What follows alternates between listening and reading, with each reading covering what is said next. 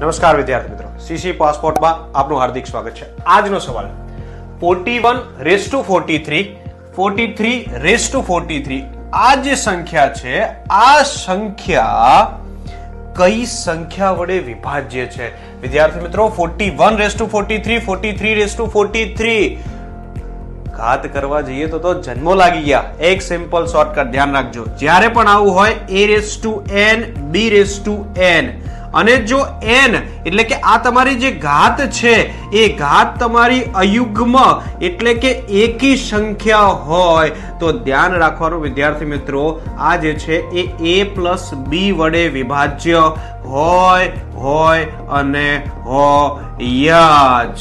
એનો મતલબ કે a પ્લસ b એટલે કે 41 પ્લસ 43, તો 41 વત્તા 43 કેટલા થયા? 84. આપણો આન્સર છે 84.